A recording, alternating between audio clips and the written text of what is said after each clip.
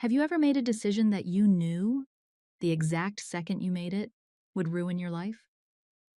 For me, it wasn't walking down a dark street or taking a dangerous job. It was answering a phone call. Just 15 minutes. That's the difference between freedom and captivity. 15 minutes ago, I was serving wine to VIPs. Now, I am trapped in the back of a black SUV, shivering next to a man whose name makes grown men tremble. Julian Thorne. He offered me a choice, a wedding ring or a bullet, a golden cage or a shallow grave. I took the ring. I thought I was just acting a part to save my brother. I didn't know that by the time the contract ended, the girl I used to be would be dead, and something else, something darker, sharper, and more dangerous, would take her place. This is the story of how I became the queen of a criminal empire. And trust me, the crown is heavier than it looks. The Chicago wind does not just blow in January, it bites. It sinks its teeth into your skin and tears right down to the bone. But the cold was the last thing on my mind as I burst out the heavy steel door of Bellissimo into the alleyway. My breath came in short, frantic clouds of white vapor. My fingers were numb, not from the temperature, but from the sheer terror pumping through my veins. I just needed to get to the subway station. If I could just make it to the subway, I would be safe. I would disappear into the crowd. I would be just another invisible girl in a city of millions. I took one step onto the slushy gray snow, and then the world exploded in light. High beams. Blinding white LED lights cut through the darkness, freezing me in place like a deer on a highway. A massive black SUV was idling right across the narrow exit, blocking my path completely. The engine purred with a low, menacing rumble that vibrated in my chest. Before I could even turn around to run back inside, the passenger door flew open. A mountain of a man stepped out. This had to be Marco. Even in the dim light, I could see the jagged scar running down his cheek, disappearing into his thick collar. He moved with terrifying speed for someone his size. He did not speak. He did not hesitate. He simply marched toward me like a machine programmed to destroy. I backed up until my spine hit the freezing brick wall of the restaurant. Please, I whispered, but the sound was swallowed by the wind. Then the rear door of the SUV opened. The air in the alleyway seemed to drop 10 degrees. Julian Thorne stepped out. He was exactly as the whispers described him, only worse. He was taller than I expected, wearing a black wool coat that probably cost more than my entire life's earnings. His leather gloves were black. His eyes were black. He looked like the Grim Reaper dressed by Armani. He did not run. He did not shout. He walked toward me with the casual arrogance of a man who owns the pavement beneath his feet. He stopped 3 feet away, just close enough for me to smell him. Sandalwood tobacco and something metallic like fresh rain on a gun barrel. "Search her," Julian said. His voice was low, smooth, and utterly devoid of mercy. "Take the phone." "No, wait," I gasped, but Marco was already on me. He shoved me against the bricks. My cheek scraped against the rough stone. I felt his large hands patting down my sides, checking my pockets, checking the waistband of my skirt. It was a violation, a humiliation that made bile rise in my throat. But I could not move. I was pinned. "Get off me!" I cried out, struggling uselessly. "Hold still," Marco grunted. As I was pressed there with the snow seeping into my shoes, my mind flashed back to the moment that had doomed me. 15 minutes ago, just 15 minutes. I was inside the warm golden glow of the VIP section. Crystal glasses were clinking. The smell of truffle risotto and expensive red wine filled the air. I was pouring a vintage Barolo for table number 4. Julian Thorne sat at the head of the table, silent, watchful. Across from him sat a man from the Viti family, a rival faction everyone knew about but no one mentioned. My phone had vibrated in my apron pocket. I should have ignored it, but it was the private line for the hospital. My brother. It was always about my brother. I had stepped back into the shadows near the service station and answered. Pronto, I had whispered, answering in Italian out of habit. My grandmother Nona had raised us on the dialect of Napoli, and it was the language of my heart. The nurse was on the other line telling me his fever had spiked. I was arguing softly in that rapid-clipped Neapolitan slang, pleading for them to give him the medication until my shift ended. That was when I heard it. The man from the Viti family was leaning toward his wrist, speaking into a smart watch. He thought the ambient noise covered him. He thought no one in an American restaurant would understand the thick street slang of Naples. Thorne dies tonight, the man had whispered in Italian. When he steps out the back door, the team is ready. My blood had turned to ice. I looked at Julian Thorne. He was taking a sip of wine, completely unaware that he had less than an hour to live. I could have walked away. I should have walked away. I was nobody, just a waitress with debt and a dying brother.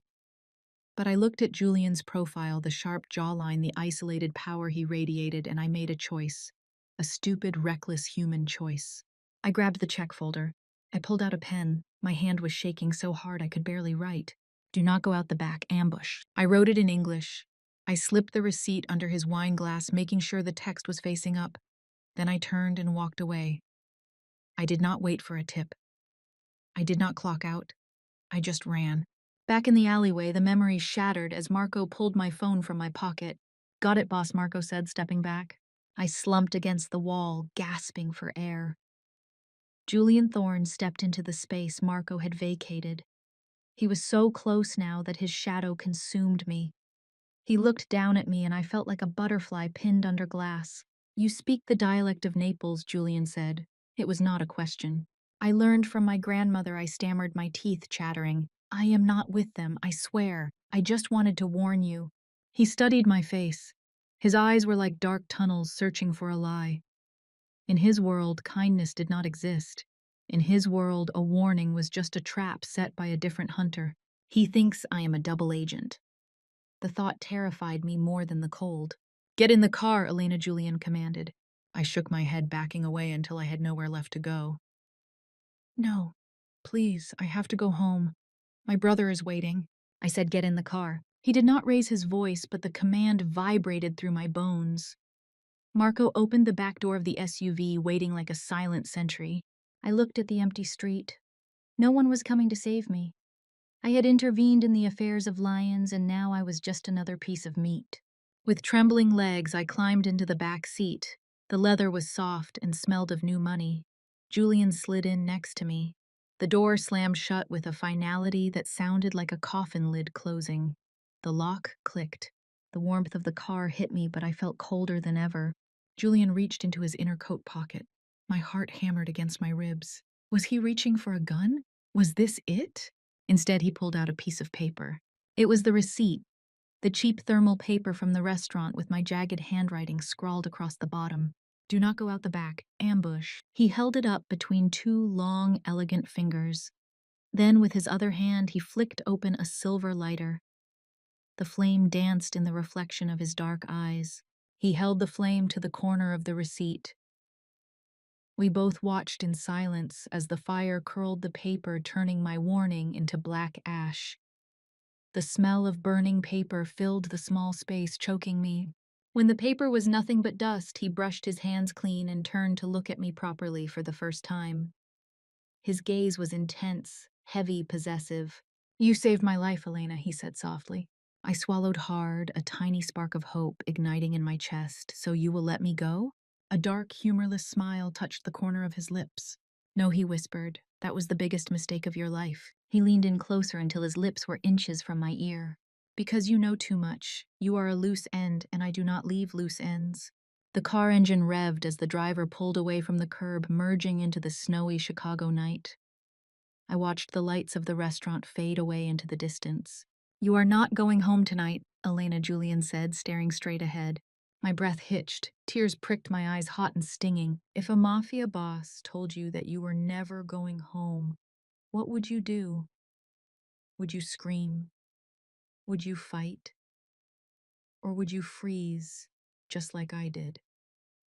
If you are listening to this in the dark, double check your locks. Tell me in the comments below where you are right now so I know you are safe. And do not forget to subscribe because what happens in the next hour is a nightmare I never could have imagined. The silence inside the SUV was heavier than the snow piling up on the streets of Chicago. It was a suffocating physical weight. I sat pressed against the leather door, putting as much distance as possible between myself and the man in the wool coat. Julian Thorne did not look at me. He was typing on his phone, his thumbs moving with lethal precision. The glow of the screen illuminated his face, casting sharp shadows across his cheekbones, making him look more like a marble statue than a man of flesh and blood. We drove for 20 minutes. I watched the city blur past the familiar grimy streets of my neighborhood, giving way to the gleaming steel canyons of the Loop. We pulled into the underground garage of Thorne Tower, a building I had only ever seen from the window of the subway train. It pierced the sky, a black needle in the heart of the city. "Get out," Julian said. I followed him to a private elevator. There were no buttons inside, only a retinal scanner. He leaned in, a beam of red light scanned his eye, and the doors slid shut with a hiss. My ears popped as we shot upward. 30 floors, 40, 50. When the doors opened, I gasped. It was not an apartment. It was a glass cage floating in the sky. The penthouse was enormous, spanning the entire top floor. The walls were floor-to-ceiling glass, revealing the entire glittering sprawl of Chicago beneath us. But it was cold. So incredibly cold. The furniture was sparse, modern, and white. There were no personal photos, no knickknacks, no signs of life. It felt like a museum or a mausoleum. "Take off your coat," Julian commanded. He walked to a sleek black table and set down his phone. I hesitated, clutching the lapels of my cheap thrift store parka. "Why?" He turned slowly. His patience was a terrifying thing. "Because, Elena, I do not know if you are wearing a wire. I do not know if you have a tracker sewn into the lining of that coat. And until I know you are clean, you do not take another step into my sanctuary." My fingers fumbled with the zipper. I shrugged off the coat and let it drop to the floor. Underneath, I was wearing my work uniform, a white button-down shirt stained with wine from the shift and a black skirt. "The bag, too," he said. I dropped my purse. Julian reached into a drawer and pulled out a black wand, a handheld metal detector. He switched it on and it let out a high-pitched whine that made my teeth ache. "Come here." I walked toward him, my legs feeling like lead. He stood in the center of the room, the city lights creating a halo behind him. When I was arm's length away, he raised the wand. "Arms out," he ordered. I lifted my arms. He began at my wrists. The wand hummed as it passed over my watch. He paused, gripping my wrist to check the underside of the strap. His skin was hot, dry, and rough. My pulse hammered against his thumb. He lingered there a second too long, his dark eyes meeting mine. "You are terrified," he observed softly. I could smell him again, that mix of expensive scotch and danger. "You kidnapped me," I whispered. "I detained you, there is a difference." He moved the wand down my side, over my ribs, down to my hips. He was close enough that I could feel the heat radiating from his body. It was invasive. It was humiliating. But it was also confusing. My body reacted to his proximity, betraying my fear with a shiver that had nothing to do with the cold. He knelt down, checking my legs, my ankles, my shoes. "Turn around." I obeyed. He swept the wand over my back. When it reached the small of my back, he paused. I held my breath. He did not touch me. Not really, but the air between us crackled with a tension that felt like a lit fuse. He stood up and switched off the device. The silence rushed back in. "Clean," he murmured. He walked to the bar and poured himself a drink, amber liquid splashing over a square of ice. He did not offer me one. "Sit." I sat on the edge of a white leather sofa. I felt dirty in this pristine room. I felt like a stain he would have to scrub out later. "Tell me exactly what you heard in the restaurant," Julian said, turning to face me. "And do not lie. If you lie, I will know." I took a shaky breath. "I told you. The man with the scar on his eyebrow." He was talking into his watch. "He said Thorne dies tonight. He said the team was ready at the back exit." Julian took a sip of his drink, watching me over the rim of the glass. "And you understood this perfectly? Neapolitan dialect is fast. It is messy. Most Italians do not even understand it." "My grandmother was from the Spanish Quarter of Naples," I said defensively. "She raised me. It was the first language I spoke." Julian tilted his head. He looked like a predator examining a particularly interesting rabbit. "Let us test that," he said. He switched effortlessly to Italian, but his accent was flawless, almost aristocratic. Il tuo accento è buono, ma la grammatica è dei poveri. Your accent is good, but the grammar is for the poor. I bristled. La lingua è per comunicare, non per impressionare. Language is for communicating, not for impressing. He smirked. Then he said rapidly, Se io avessi saputo che tu eri lì, io non avrei parlato. If I had known you were there, I would not have spoken. I frowned. He had made a mistake, a subtle one. Se avessi saputo, I corrected automatically without thinking. Not se io avessi. You do not need the pronoun there. It is redundant. The moment the words left my mouth, I froze. Julian's smile widened, but it did not reach his eyes. Got you. He set his glass down. You corrected me. Only a native speaker or someone fluent enough to think in the language would catch that slip in the heat of the moment. You are useful, Elena. He walked over to the table and picked up a manila folder. He tossed it onto the coffee table in front of me. It landed with a heavy thud. Open it.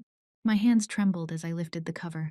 The first thing I saw was a photo of my brother Lucas lying in his hospital bed hooked up to the ventilator. The air left my lungs. How did you get this? Keep looking, Julian said, his voice devoid of emotion. The next page was a copy of his medical bills. Over $200,000 in debt. The page after that was a photo of my apartment building. Then my credit report. Then a police report from 3 years ago when my father died drunk behind the wheel. You have been busy, I whispered, nausea swirling in my stomach. Information is the only currency that matters, Julian said. I know everything, Elena Vance. I know you dropped out of law school to pay for Lucas's heart treatments.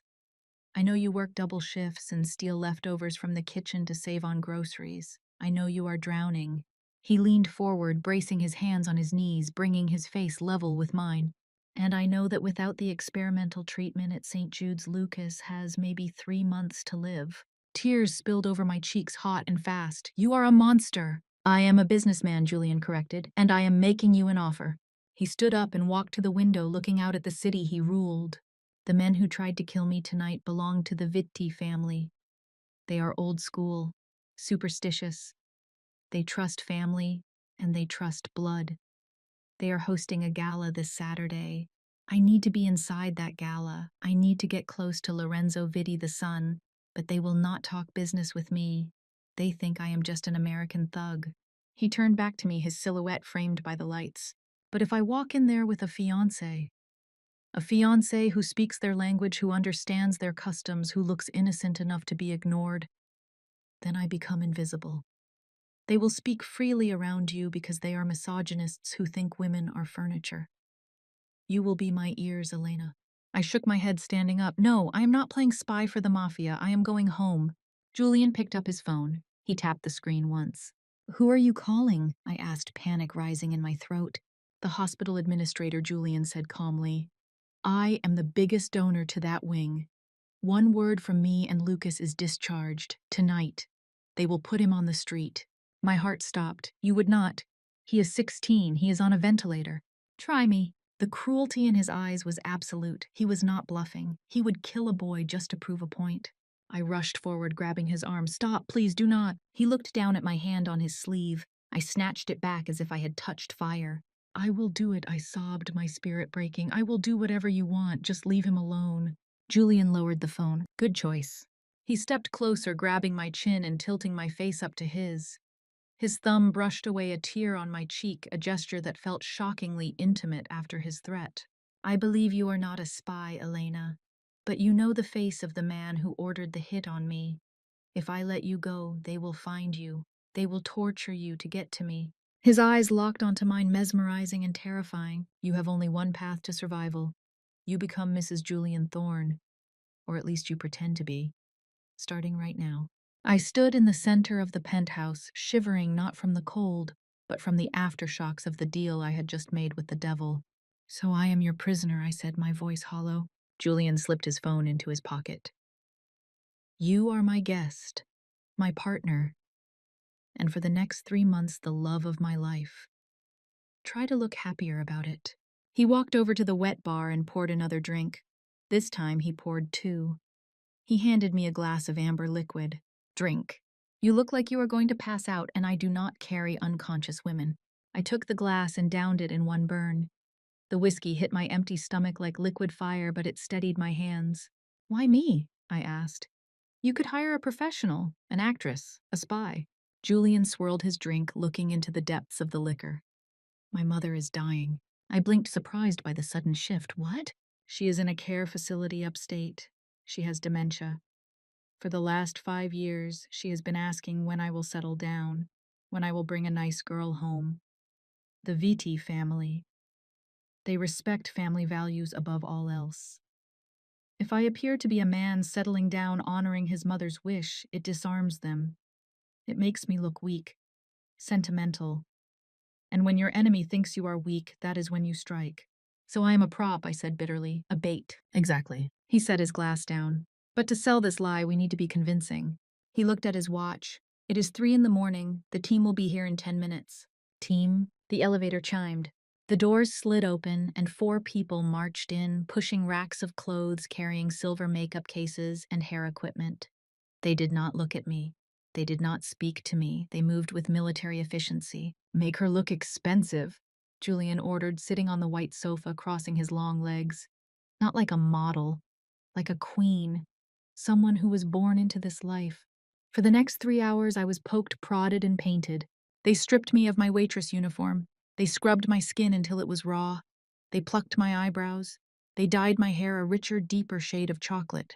I stood in front of a full-length mirror wearing nothing but a silk robe while a seamstress pinned a dress to my body. Julian watched the entire time. He did not look away. He drank his scotch and issued commands like he was building a weapon, not dressing a woman. Higher on the slit, he said, pointing his glass. She has good legs. Show them. The seamstress ripped the seam open. Redder on the lips, he criticized. She needs to look dangerous, not sweet. By the time the sun began to bleed gray light over Lake Michigan, I did not recognize the woman in the mirror. She was beautiful. Terrifyingly beautiful. Her hair fell in glossy waves. Her skin was luminous. The dress was a deep blood-red silk that clung to every curve, leaving nothing to the imagination, yet concealing everything. Julian stood up. He walked behind me, looking at my reflection in the mirror. Better, he murmured. He reached into his pocket and pulled out a small velvet box. He opened it. Inside sat a diamond so large it looked fake.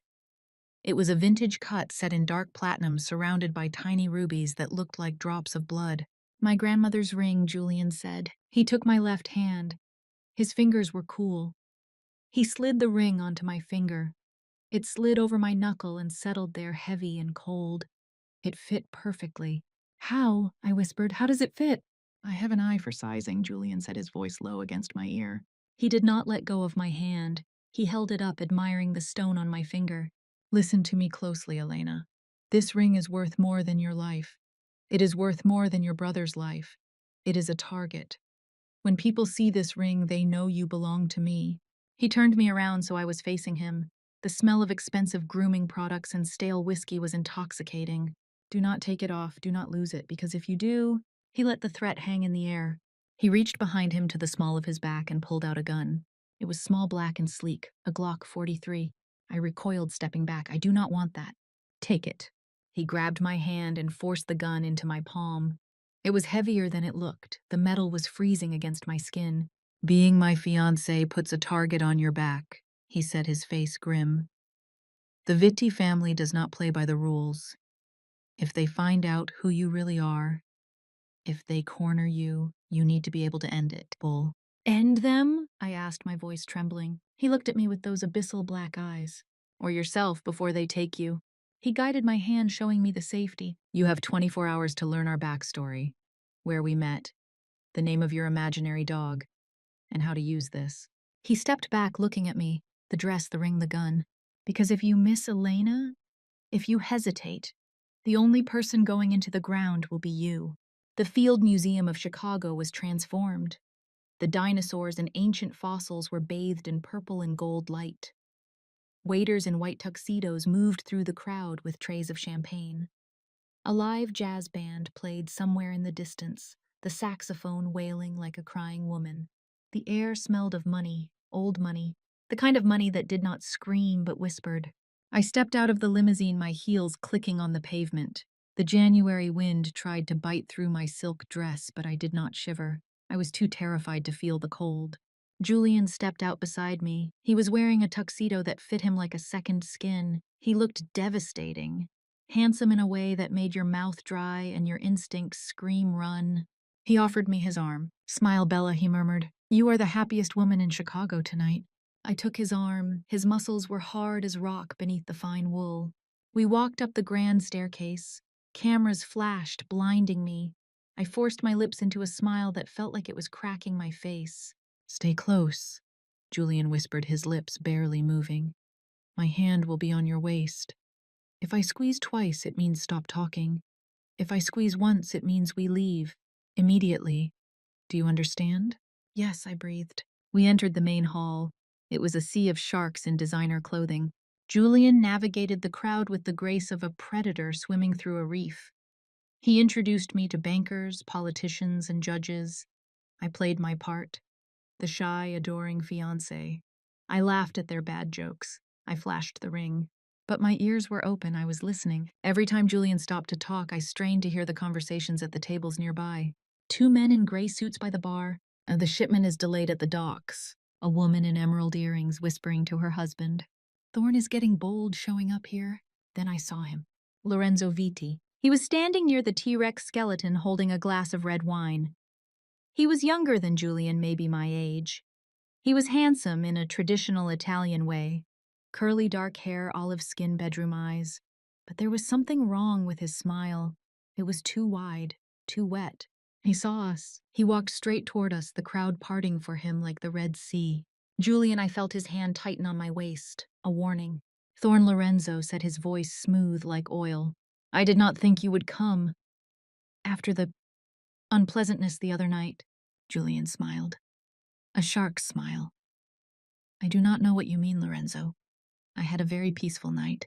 Lorenzo's eyes flicked to me. They raked over my body, lingering on the slit of my dress, then on my chest, then finally landing on my face. It felt like being touched by slimy hands. "And who is this vision?" Lorenzo asked. "My fiancé Julian," said, his tone turning icy. "Elena." Elena. Lorenzo took my hand before I could pull away. He brought it to his lips, but he did not kiss it. He just breathed on my skin. Enchanted. "May I have this dance?" Lorenzo asked. I stiffened. Julian's hand squeezed my waist. Once, twice. He wanted to say no, but to refuse would be an insult. It would cause a scene. "Of course," Julian said, his voice tight. "But bring her back. She gets tired easily." Lorenzo pulled me onto the dance floor. The band began to play a slow waltz. Lorenzo pulled me close, too close. His hand on my back was sweaty. He smelled of heavy musk and something sour like old wine. "You are beautiful, Elena," he said in English. "Too beautiful for a dog like Thorne." I smiled stiffly. Julian is a good man. Lorenzo laughed. A cruel barking sound. Good men do not own half the city's vice. He spun me around. As my back turned to the crowd, he leaned down, his lips brushing my ear. And then he spoke, not in English, not in standard Italian, but in the thick, rapid street slang of the Spanish Quarter. "Tu puzzi di paura, piccerella. Quanto ti ha pagato Thorne per fare la puttana stasera?" "You smell of fear, little one. How much did Thorne pay you to play the whore tonight?" My heart hammered against my ribs like a trapped bird. This was the test. If I reacted, if I flinched, if I showed even a flicker of understanding, he would know. He would know I was the one who intercepted the call. He would know I was the loose end. I forced my face to remain blank, a mask of confused innocence. I blinked, pulling back slightly to look at him. "I am sorry?" I asked in my flat American accent. "The music is so loud." "Did you say something about the wine?" Lorenzo stared at me. His dark eyes searched mine, looking for the lie. I held his gaze. I thought of my brother. I thought of the debt. I thought of the gun strapped to my thigh under the silk. "I only speak English," I said apologetically. "And a little high school Spanish. Hola?" I gave a silly little giggle. Lorenzo's eyes narrowed. For a second, I thought he was going to snap my neck right there on the dance floor. Then he relaxed. The suspicion faded, replaced by dismissal. He thought I was just a dumb American trophy wife. "My mistake," he said in English. "I said you look divine." The song ended. I pulled away instantly. "I need the ladies' room," I said, breathless. "Excuse me." I did not wait for his answer. I turned and walked as fast as I could without running toward the corridor. I needed to breathe. I needed to wash the feel of his hands off my skin. I pushed into the women's restroom. It was empty, thank God. White marble gold fixtures, silence. I rushed to the sink, splashing cold water on my face. My hands were shaking so hard I could barely turn the tap off. Calm down, Elena, you did it. He believed you.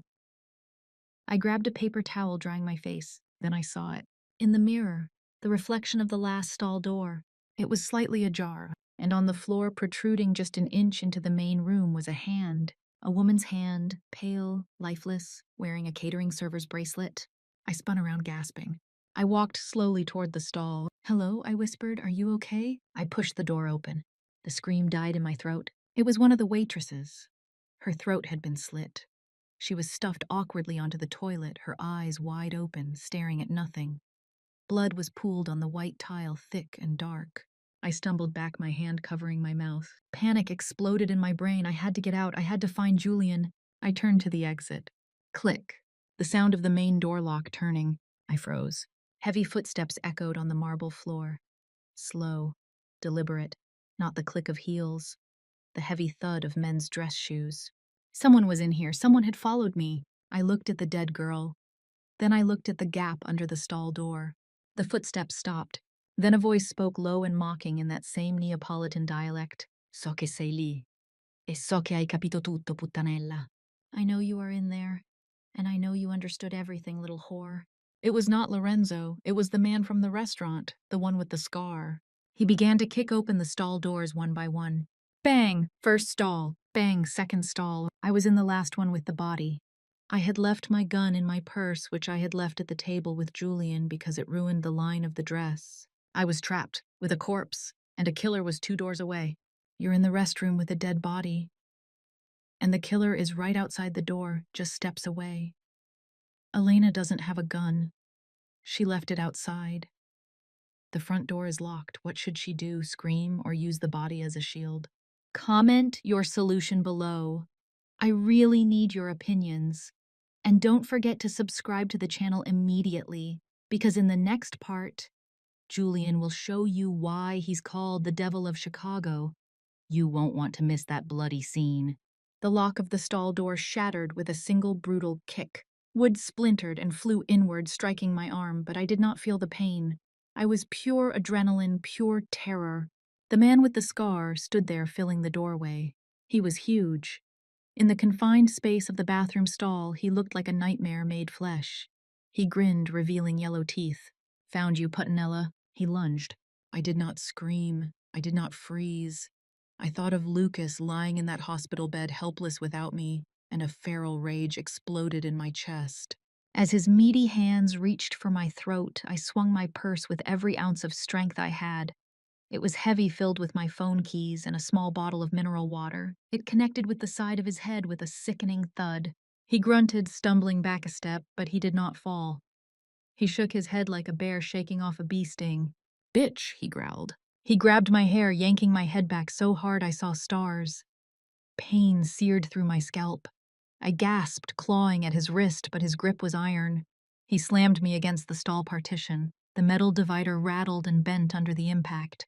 I reached into my purse, fumbling blindly. My fingers closed around the travel-sized bottle of mineral water spray. It was not pepper spray. It was useless, expensive water. But it was all I had. I aimed for his eyes and sprayed. It was a pathetic defense. He blinked, roaring in annoyance more than pain, but it bought me a second. Just 1 second. I lifted my leg and drove the heel of my stiletto straight down onto the arch of his foot. 4 inches of steel spike piercing leather and flesh. He howled, releasing my hair. I scrambled past him, slipping on the blood that was already pooling on the floor from the dead girl. I made it 2 steps toward the main door. Then a hand closed around my ankle. I fell hard, my chin hitting the marble floor. The impact jarred my teeth. He dragged me back across the slippery tiles like a rag doll. I kicked, I clawed at the grout lines, breaking my nails until they bled. No, I screamed, get off me! He flipped me over, pinning me down with his massive weight. His hands were around my throat, instantly squeezing. Air. I needed air. Black spots danced in my vision. His face was inches from mine, red and sweaty, his eyes full of murderous intent. Say hello to the devil for me, he hissed. My lungs burned, my vision tunneled, the sounds of the jazz band outside faded into a high-pitched ringing. I was going to die here, on a bathroom floor next to a stranger's corpse. Then the bathroom door exploded inward. It wasn't opened, it was kicked off its hinges. Julian Thorne burst into the room. He did not look like the elegant businessman in the tuxedo anymore. He looked like death. His eyes were wide, wild, completely devoid of humanity. He saw me pinned on the floor and a sound ripped from his throat, a guttural, animalistic roar that made the tiles vibrate. The man on top of me looked up, his eyes widening in recognition. Thorne. He tried to reach for the gun inside his jacket. Too late. Julian was on him. He did not use a gun.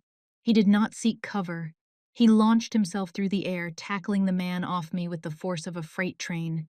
They crashed into the sinks, shattering the porcelain. Water sprayed everywhere, mixing with the blood on the floor. I scrambled back, coughing, gasping for air, my hand flying to my bruised throat. "Get up!" Julian roared at me, not looking away from his enemy. The man with the scar swung a heavy fist, connecting with Julian's jaw. Julian's head snapped back, but he didn't even slow down. He grabbed the man's head and slammed it into the broken remains of the sink. Once, twice. Crunch. The sound of bone breaking echoed in the tiled room. But the scar-faced man was tough. He pulled a knife from his belt, slashing wildly. The blade cut through the sleeve of Julian's tuxedo, slicing into his arm. Blood. Julian's blood splattered onto the white floor, too. Julian did not flinch. He caught the man's wrist, twisting it until something snapped. The knife clattered to the floor. Then, with a movement so fast I almost missed it, a silver blade appeared in Julian's hand. It slid out from his sleeve like a magician's trick. He drove the blade into the man's neck. It was not clean. It was not quick. It was messy and brutal and intimate. Hot blood sprayed out in an arterial arc, coating Julian's white shirt, coating his face. It sprayed onto me, painting red speckles across the hem of my silk dress. The man gurgled, his hands clutching uselessly at his throat. He slumped to the floor, twitching. Julian stood over him, chest heaving. He stabbed him again and again, ensuring he was dead, ensuring he would never touch me again. "Julian, stop!" I screamed, finding my voice. "He is dead!" Julian froze. The knife was still buried in the man's chest. He stared down at the body, his breathing ragged, his hands shaking violently. For a moment, I thought he might turn on me. He looked completely lost to the violence. Then he turned his head slowly. His eyes found mine. The madness in them receded, replaced by a terrifying, frantic clarity. Elena. He stepped over the body, disregarding the blood pooling around his expensive shoes. He fell to his knees beside me. His hands, bloody, trembling hands, hovered over me, afraid to touch. "Did he hurt you?" His voice broke, cracking in a way I had never heard. "Where? Show me." "I am fine, Julian," I whispered, though I was shaking so hard my teeth chattered. "Just my throat." He saw the red marks, the fingerprints beginning to bruise on my neck. A shudder went through his entire body. He reached out and touched the skin there so lightly it felt like a ghost's caress. "I will kill them all," he whispered. "Everyone who touched you. I will burn this city to the ground." "We have to go," I said, gripping his arm. "The noise. Someone will come." Julian blinked, snapping back to reality. He looked at the carnage around us.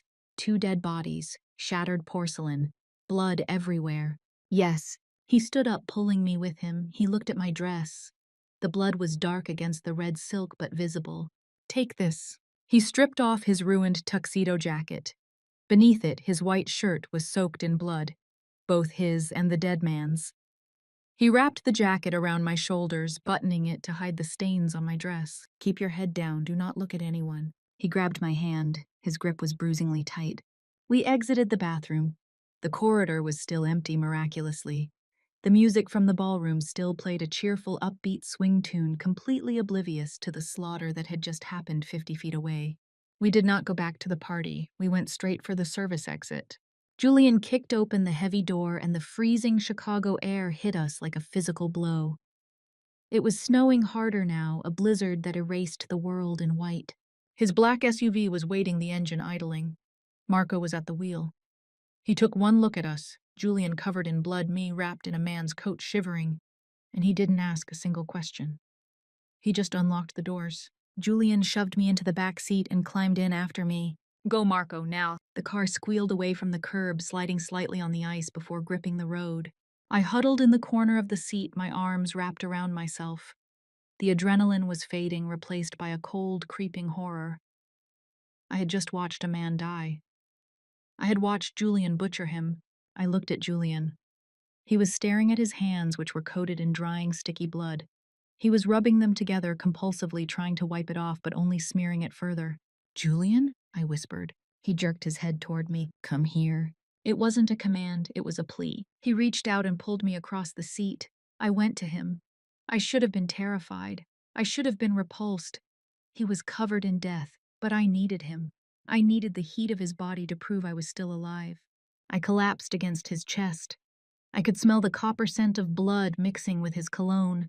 I could feel his heart hammering against his ribs like a sledgehammer. I am sorry, he murmured, burying his face in my hair. I am so sorry, Elena. I was too slow. You saved me, I said, my voice muffled against his shirt. He pulled back, gripping my face with his bloody hands. He didn't care about the mess anymore. He looked at me with an intensity that burned. He touched the bruise on my neck again, his thumb tracing the shape of the attacker's finger. His eyes darkened. Lorenzo Vitti signed his death warrant tonight. He swore low and lethal. No one touches what is mine. No one. From this moment on, you do not leave my sight. Not to sleep, not to eat, not to breathe. Do you understand? I looked into the eyes of the monster who had just killed for me. And God help me, I didn't want to run. Yes, I whispered. He leaned down and kissed me. It wasn't a gentle kiss. It wasn't romantic. It was desperate. He tasted of iron and violence. He kissed me like he was trying to breathe life back into me, or maybe trying to steal mine to replace what he had lost. I kissed him back, clinging to his bloody shirt, anchoring myself in the storm. We did not go back to the penthouse. Too exposed, Julian had muttered to Marco, too much glass. We drove north out of the city limits, where the skyscrapers gave way to dense forests and frozen lakes.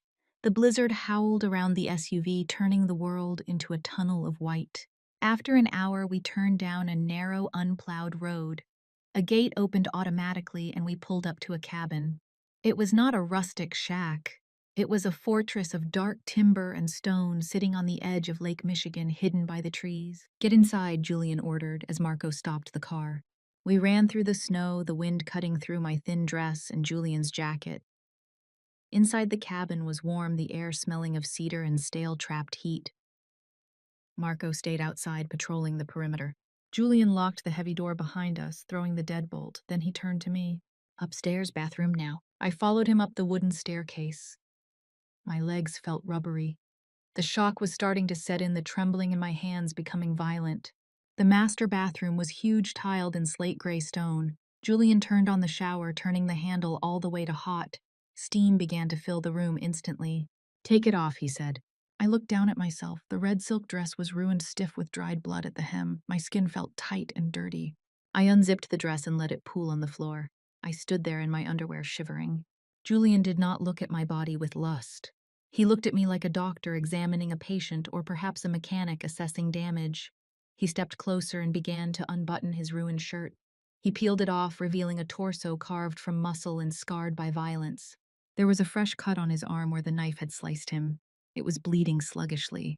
Your arm, I said, reaching out. Leave it, he said sharply. He took my hand and led me into the massive walk-in shower. The hot water hit us, and I gasped. It stung my bruised skin, but it felt incredible. It felt like it could wash away the memory of the dead man's eyes. Julian picked up a bar of soap. He began to wash my arms. His movements were methodical, almost ritualistic. He scrubbed the spots where the man had grabbed me. He washed my hands, scrubbing under my fingernails where I had scratched the attacker. I watched him.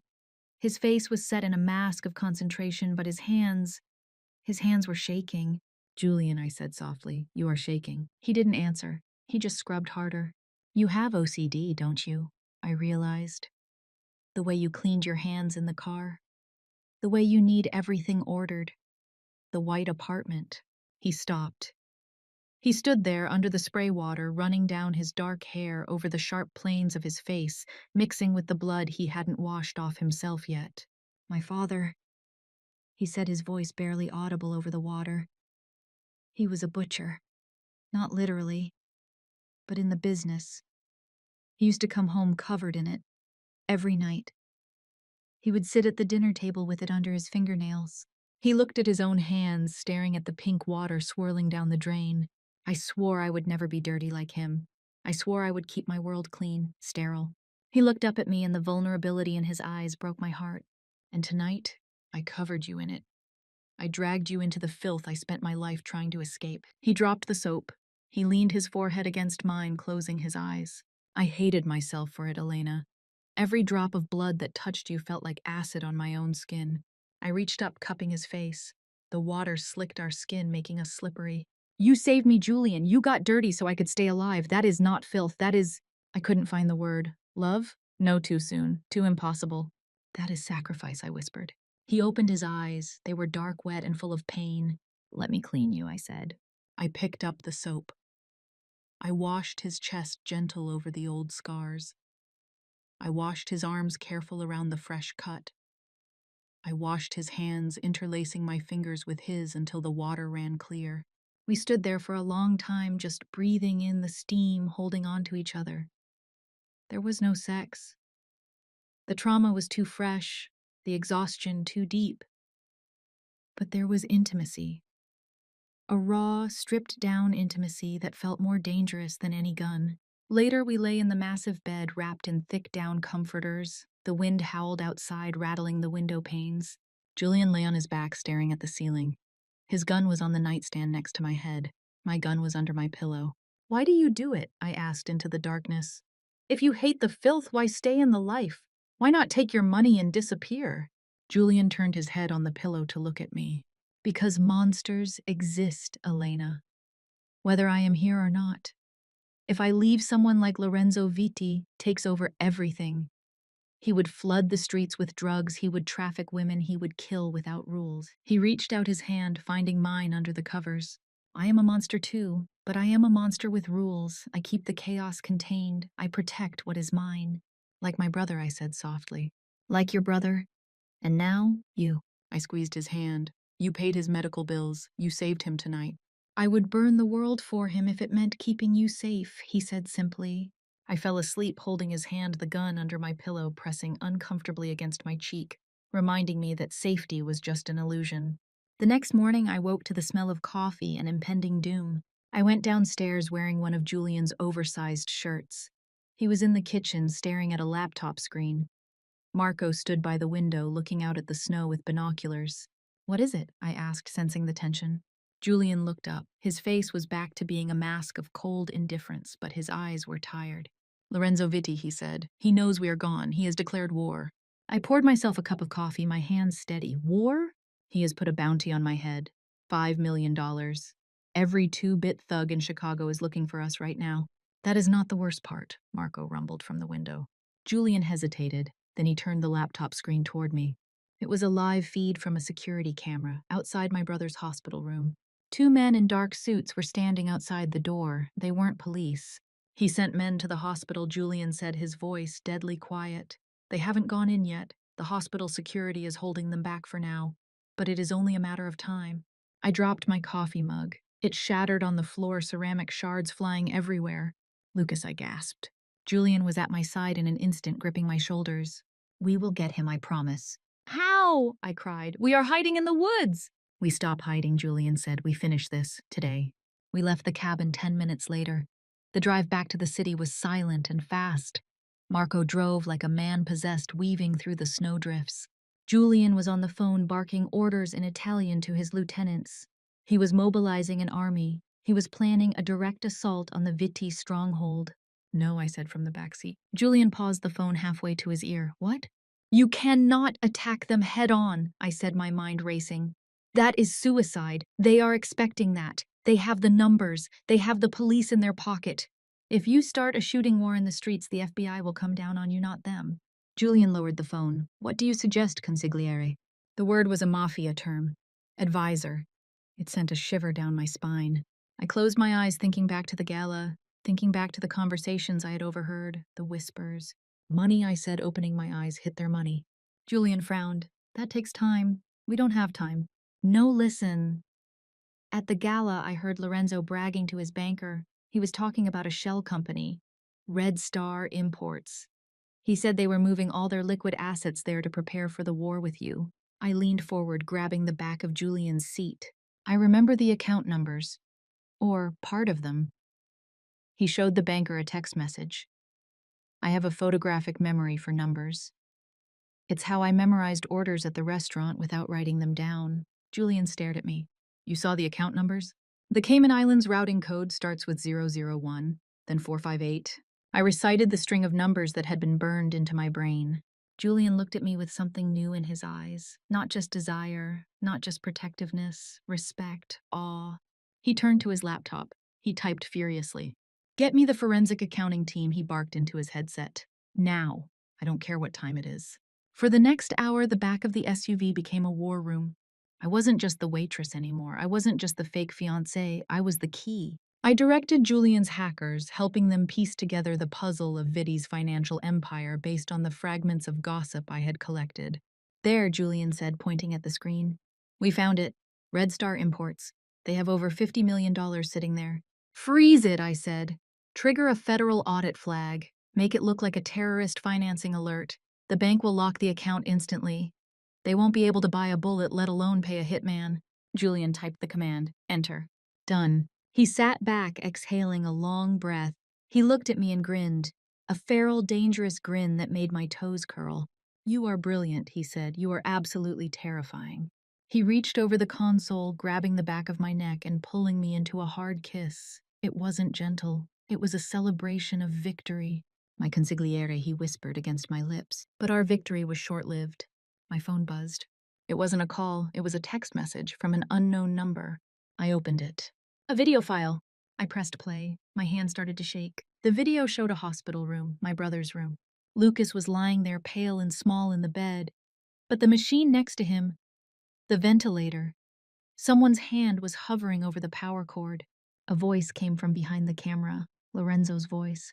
Smart move with the bank accounts, Thorne, but money can be unfrozen. Dead boys cannot. The camera panned to a piece of paper held up next to Lucas's face.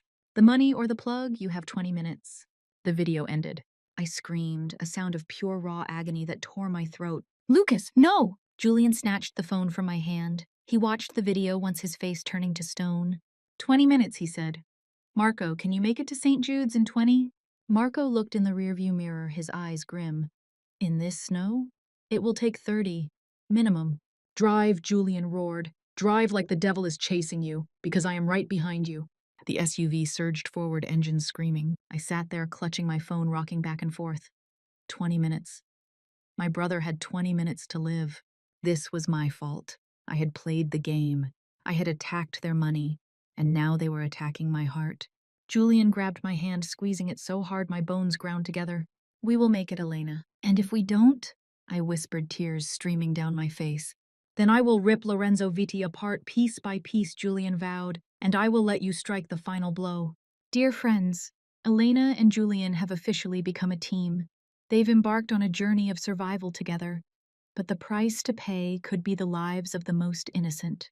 If you're still listening, if your heart is still beating, please help me by commenting the keyword accomplice below. Let me know that I'm not alone in this car speeding through the snow. Let me know that there are still companions with me throughout this dark process. Your valuable input is the greatest source of information for me to continue paying for the next part. Thank you. St. Jude's Hospital loomed out of the blizzard like a fortress of gray stone and glass.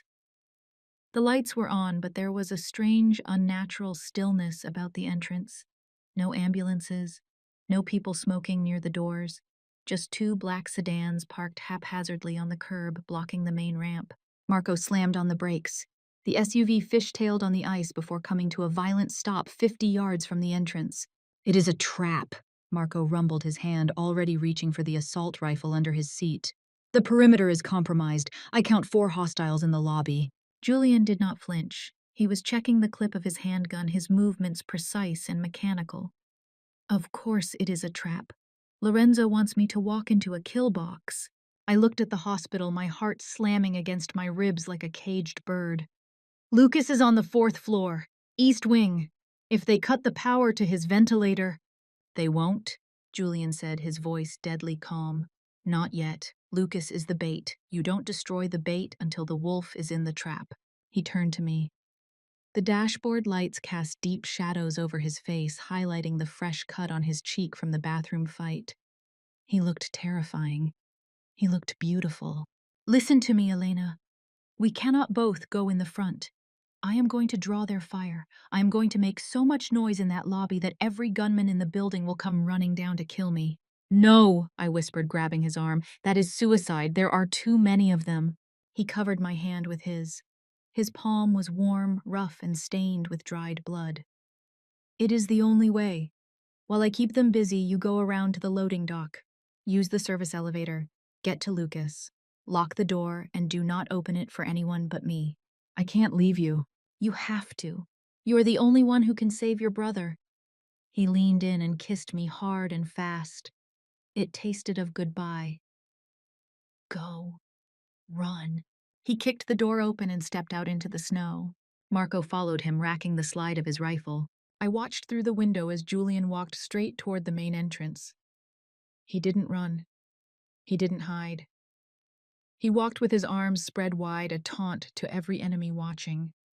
He fired a single shot into the air, shattering the silence of the winter night. VD! Julian roared, his voice echoing off the buildings. Come and get it! The lobby windows exploded outward. Gunfire erupted. It was a deafening, continuous roar. Glass shattered, spraying onto the snow like diamonds. I saw muzzle flashes from inside the hospital. I forced myself to look away. I forced my legs to move. I scrambled out of the SUV and ran into the shadows toward the side of the building. The snow was up to my knees, freezing and heavy. I slipped, scrambled back up. My lungs burned. I reached the loading dock. The door was locked. I smashed the glass panel with the butt of the gun Julian had given me. I reached in, unlocking it. I was inside. The hospital corridors were dim lit only by emergency strips. The air smelled of floor wax and antiseptic, a smell that usually meant safety but tonight smelled like a morgue. I could hear the gun battle raging in the lobby. It sounded like a war zone. Julian was down there fighting an army so I could slip through the shadows. I ran toward the service elevators, but then I stopped. If I went up there now, I would be walking into a hostage situation. Lorenzo was likely already in the room. He would have men in the hallways. I needed an advantage. I needed to blind them. I remembered the blueprints. I had studied the hospital layout when I was trying to figure out how to sneak Lucas extra food. The maintenance basement, the main breaker box. I changed direction. I ran down the stairs, my footsteps echoing on the concrete. The basement was a maze of pipes and humming machinery. It was hot down here, smelling of oil and dust. I found the electrical room. The door was padlocked. I didn't have the key. I stepped back, raised my gun, and fired. The sound was deafening in the small space. The lock shattered. I kicked the door open. The main breaker panel was a wall of switches and levers. I didn't know which one controlled the east wing, so I pulled them all. Clack, clack, clack. One by one, the hum of the machinery died. The lights overhead flickered and died, plunging me into pitch darkness. Somewhere above me, alarms began to scream. Emergency generators kicked in, but they would only power life support systems.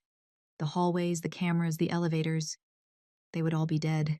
I turned on my phone flashlight and ran back up the stairs. Now we are even, Lorenzo. Now we are both fighting in the dark. I sprinted up 4 flights of stairs, my thighs burning, my chest heaving. I burst onto the 4th floor. It was chaos. Nurses were screaming, running with flashlights. Patients were crying out. The darkness was my shield. I moved along the wall, gun raised. I counted the room numbers. 408, 409, 410. Lucas's room. The door was open. I crept closer, my heart hammering in my ears. I peeked inside. The emergency backup light cast an eerie red glow over the room. Lucas was there. He was still in bed. The ventilator was still humming, powered by its internal battery. He was asleep or sedated, unaware of the war happening outside his door. But he wasn't alone.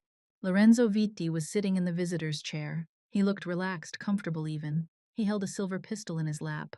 He wasn't looking at the door. He was looking at Lucas. The lights were a nice touch, Elena, Lorenzo said. He didn't shout. He spoke conversationally, as if we were having tea.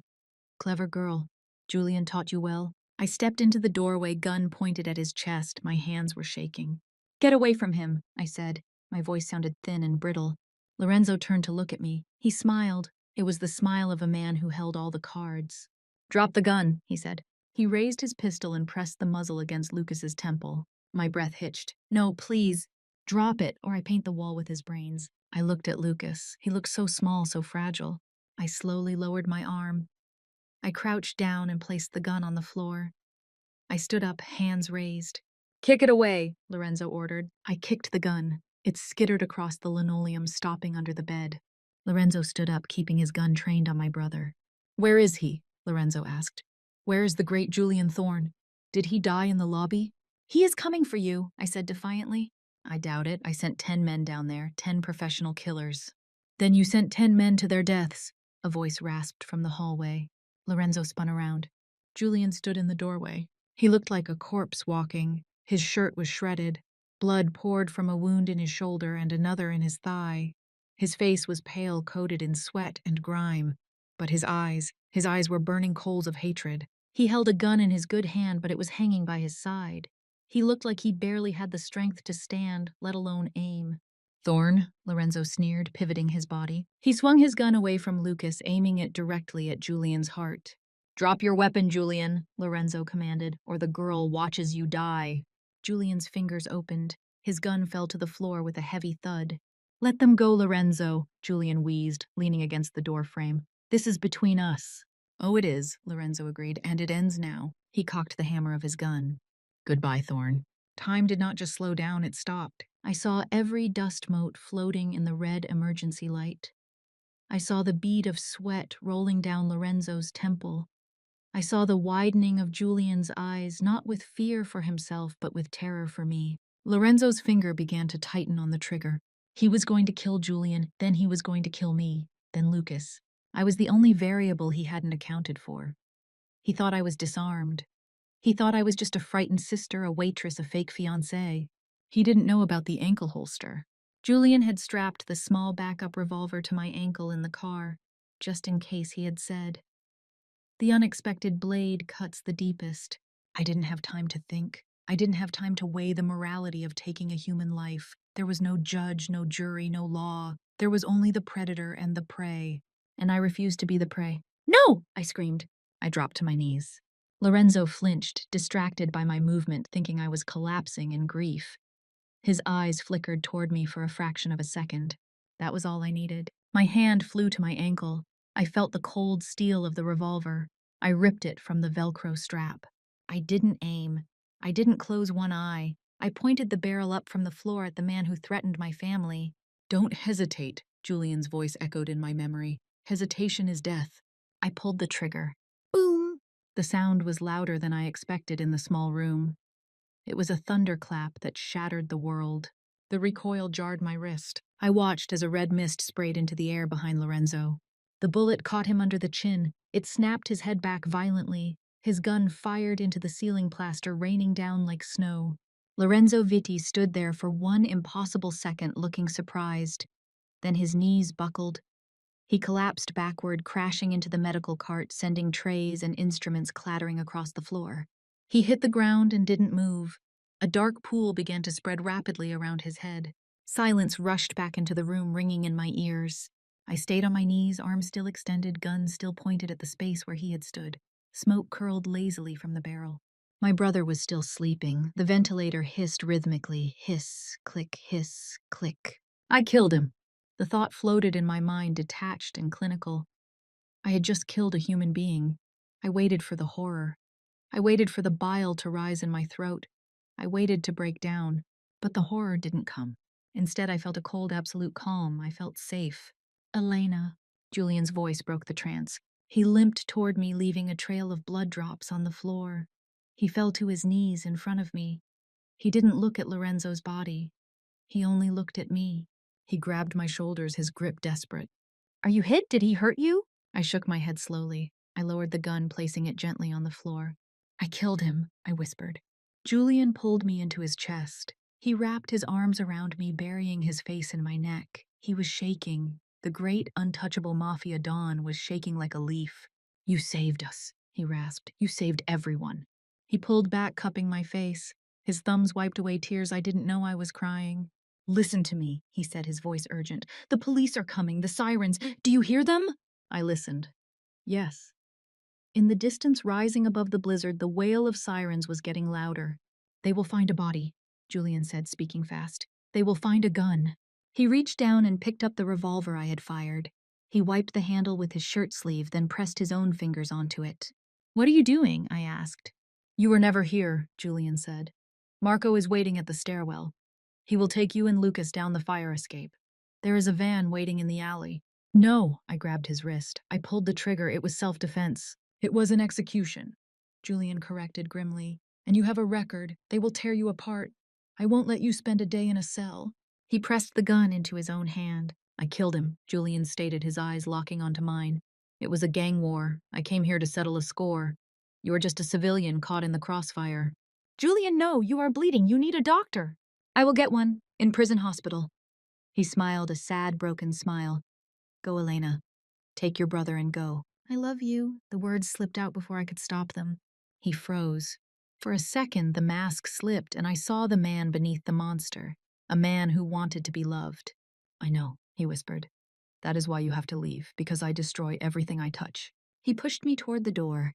Go now! Marco appeared in the doorway, rushing in to grab Lucas's gurney. We have to move, miss, Marco grunted. I looked back one last time. Julian was sitting in the chair Lorenzo had occupied. He held the gun in his lap.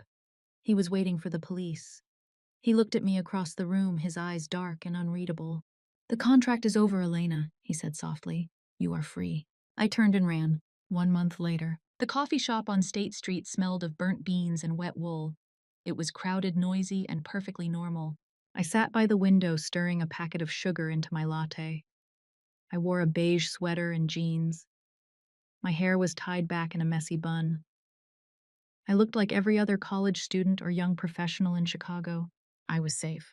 Lucas was in a private rehabilitation center in Wisconsin, paid for by an anonymous donor. He was walking now. He was smiling. He didn't remember the night at the hospital. I had my old life back. I had my freedom. And I was miserable. I looked at the people around me. They worried about exams.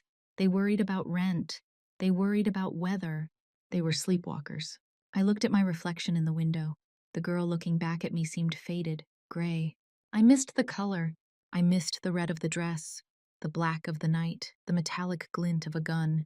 Most of all, I missed the monster. Julian was out on bail. His lawyers, the best in the country, had spun the hospital shooting as a heroic act of defense against a known criminal madman. The Vitti family had collapsed without Lorenzo crumbling into infighting. Julian Thorne was now the undisputed king of the city. But I hadn't heard from him. Not a text, not a call. The contract is over, that was what he said. I looked down at my hand. The ring finger was bare. It felt light. Too light. I stood up. I left the latte unfinished. I walked out into the cold March air. I didn't go to the subway. I hailed a cab. Thorne Tower, I told the driver. The ride took 20 minutes. 20 minutes to decide if I was crazy or if I was finally waking up. I walked into the lobby. The security guard looked up. He recognized me instantly. His eyes widened. Miss Vance? I am here to see Mr. Thorne, I said. My voice didn't tremble. He is in a meeting. I don't know if... I walked past him toward the private elevator. I didn't have a key card anymore. I stood in front of the scanner. Override it, I said to the guard over my shoulder. He hesitated, then typed something into his console. The doors slid open. I rode the elevator up those 50 floors. My heart wasn't racing with fear this time. It was racing with anticipation. The doors opened. The penthouse was the same. Cold, glass, white. Julian was standing by the window, his back to me. He was wearing a gray suit, looking out at his kingdom. He didn't turn around. I told security not to let anyone up, he said, his voice rougher than I remembered. Since when do I listen to what you tell me? I asked. He stiffened. He turned slowly. He looked tired. There were new lines around his eyes. He looked like a man who hadn't slept in a month. Elena, he breathed. What are you doing here? You are safe. You are out. I tried, I said, walking toward him. I tried the normal life. It doesn't fit anymore. You don't know what you are saying, he said, stepping back as if I were a ghost. Go back to Wisconsin. Go back to being innocent. I am not innocent, Julian, I said steadily. I put a bullet in a man's head, and I didn't lose a wink of sleep over it. I stopped in front of him. I reached into my pocket. I pulled out the ring, the massive diamond with the blood-red rubies. I had kept it. I stole it the night I left. I tossed it onto the glass coffee table. It spun loudly, coming to rest with a sparkle. You said the contract was over, I said. Julian looked at the ring, then at me. It is. Well, I crossed my arms. I am here to negotiate a renewal. His eyes darkened. The hunger was there, buried deep but rising. This isn't a game, Elena. If you stay, if you put that ring back on, there is no exit clause. Not this time. You will be hunted. You will be hated. You will be the wife of a criminal. I know, I said. I don't want a safe life. I want a life with you. I stepped closer until my chest brushed his. I reached up and straightened his tie. The world is full of monsters, Julian. I would rather be the queen of the monsters than a sheep waiting to be eaten. He stared at me for a long, agonizing moment. He was fighting his own nature, fighting his desire to protect me versus his desire to possess me. Possession won. He let out a ragged breath. He dropped to his knees. For the first time in his life, the King of Chicago knelt. He picked up the ring from the table. He took my left hand. His grip was iron. This is not a marriage proposal, he warned, his voice low and dangerous. This is a sentence. I will consume you. I will corrupt you. And I will never ever let you go. Promise? I whispered. He slid the ring onto my finger. I swear it on my blood. He stood up and pulled me into his arms. He kissed me, and it felt like coming home. It felt like fire and ice and steel. I looked out the window over his shoulder at the sprawling city below. The lights twinkled like fallen stars. It was a dangerous world out there, a dark world. But as Julian's arms tightened around me, I smiled. Let them come, let them try. The queen was home, and that is the story of Elena and Julian. In the end, Elena realized that fate's hands aren't always gentle. Sometimes they are rough, bloody, and scarred, just like Julian's. But sometimes, those are the only hands strong enough to catch us when we fall. They found love not in the light, but in the shadows, proving that even in the darkest corners of Chicago, a queen can rise if she has the courage to embrace her own monsters. If this story made your heart race, please leave a like and subscribe to Fate's Gentle Hands. Don't forget to hit the notification bell because Fate writes a new story every single day and you won't want to miss where it takes us next.